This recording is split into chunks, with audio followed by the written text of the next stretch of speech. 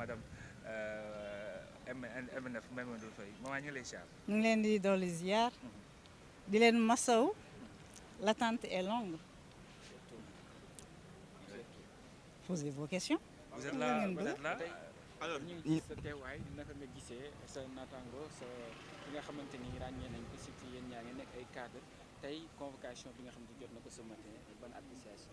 Alors dama fi ñëw pour témoigner toute ma solidarité à mon confrère Papa Ngagne Ndiaye à la TFM dama jàpp ne rek war nañu trouver d'autres voies et moyens que à chaque fois ñuy convoquer ay journalistes di leen mettre aux arrêts di salfañe li nga xam ne moom mooy la liberté de presse et le ranking bi nga xam ne moom la Sénégal di am de plus en plus saa yu ñu publier la liste de Reporters sans frontières dañuy teg tuuma Sénégal ci ay exactions ci ay oppressions concernant la liberté de presse et j'invite suñu confrères yëpp nañu mobiliser wu soutenir ñi nga xam ne suñu confrère bi di Papa Ngagne Ndiaye.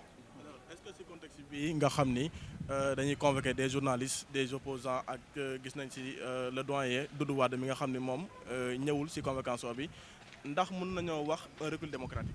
Je n'ai pas encore cette information mais li ma jàpp mooy à chaque fois bu ñu nekkee di convoquer ay journalistes dans l'exercice de leur métier ñu ngi jam paaka li nga xam ne moom mooy la liberté d'expression ak li nga xam ne moom mooy la démocratie donc le raccourci il est vite fait.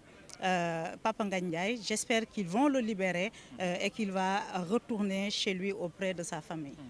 à chaque fois aussi dañuy gis ni journaliste suñ ko daal di convoqué attente bi day yàgg aujourd'hui Pape Ngagne Ndiaye ñu ngi koy convoqué à 10 heures ba léegi sànq Babacar Ba du forum du justiciable nous souffle que ni il attend la décision du procureur njàngat boobu lan lañ ci mën a jàpp. ah loolu mënuma si jàngat dara loolu c'est des questions de procédure li ñu mën a ñaan rek mooy ñu bàyyi ko mu wéyal liggéeyam dem fekki njabootam.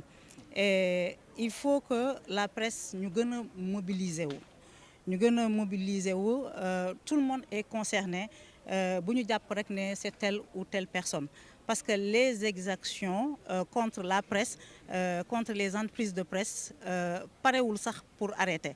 Alors je vais vous donner une information dama xoolal ñu ngi yàkkamte alors je tiens de sources fiables et recoupées par exemple que sama dossier arrestation Babacar Fall ak man dañ koy relancer. La ministre de la Justice dafa adresser un ordre écrit au procureur de la République pour ñu relancer le dossier. Pourquoi ordre écrit bi am ci importance parce que bu dee daf ko saisir par écrit le procureur est obligé de s'exécuter. Alors que la décision antérieure bi nga xam ne moom le procureur de la République jëloon dafa abandonné woon li nga xam ne moom mooy les poursuites c'est lui le maître des poursuites. Maintenant dañuy tijji une information judiciaire peut-être qu'on va nous présenter à un juge d'instruction mais ma wax ko rek ne on ne sera pas les agneaux du sacrifice. On ne sera pas les agneaux du sacrifice. Benn juge magistrat bu sérieux du jël ci dossier boobu di ci condamner wala di ci poursuivre des journalistes parce que ça ne tenait pas jusqu'à l'extinction du soleil man je continue à clamer haut et fort et c'est le cas de mon confrère Babacar Fall qu'il n'y a pas matière à poursuivre dans cette affaire. On est dans l'exercice de notre métier et de nos prérogatives professionnelles. Après, on dit que Yacine Fall, elle est têtue, elle ne lâche pas. Sur cette affaire-là, il faut qu'elle lâche et elle va lâcher. Parce que mënoo ñëw procureur nga saisir ko moi on m'a présenté au procureur Babacar Fall on ne l'a pas présenté au procureur ñu relâché ñu ne y a pas de poursuite nga bëgg a dellu siwaat pour des raisons politiques et politiciennes. donc dossier bi classé wuñ ko woon. classé wuñu ko te loolu daf may conforter rek. ci crainte yi nga xam ne moom laa amoon bi ñu nommé Yacine Fall dama ne awma kóolute ci nomination am dama ragal mu nekk foofu pour exécuter des ordres politiques loolu laa waxoon boobu ba tey bi mu ñëwee doxalinam loolu lay wane. Justice du comme dans un restaurant on commande à la carte les modes d'arrestation, les modes de punition, les modes de détention, les modes d'exaction physique, psychologique, émotionnelle. Justice du doxee noonu et j'espère que la justice dinañu doxal li nga xam ne moom mooy yoon bu ñu doxalee li nga xam ne moom mooy yoon ce dossier là on ne peut pas le relancer. Voilà maintenant ils ont leurs raisons politiques et politicienne, mais qu'ils sachent que muy man muy Babacar Fall on n'acceptera pas d'être les agneaux du sacrifice et Papa Ngagne Ndiaye j'espère aujourd'hui qu'on va le libérer mu dem ñibbi këram et j'invite les professionnels des médias à se mobiliser ñu ngi arrêter ñu ngi woote mais aussi il y a pas que ça il y a des exactions commises contre la viabilité des entreprises de presse. Ça fait 2 ans que ça dure 2 ans que ñuy fragiliser li nga xam ne moom mooy les assises économiques des entreprises de presse ku jàpp ne tu n'es pas concerné bu la neexee nga toog mais encore une fois il faut qu'on se mobilise et ensemble il faut qu'on se batte pour le respect de nos droits et de nos prérogatives professionnelles. Merci. Madame,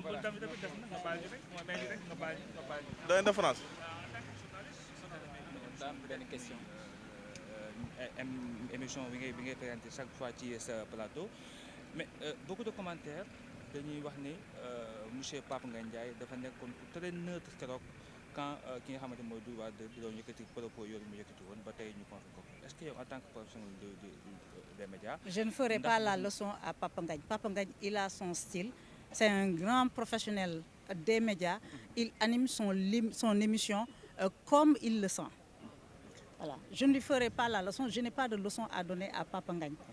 C'est un professionnel qui fait son travail, qui est attaqué tous les jours, qui est insulté, calomnié et malgré tout, voilà, mu ngi continuer di def liggéeyam. Donc voilà, man awma dara lu may wax. Tout ce que je demande, c'est que il soit libéré et que mu ñibbi këram. Merci beaucoup. Voilà, merci beaucoup.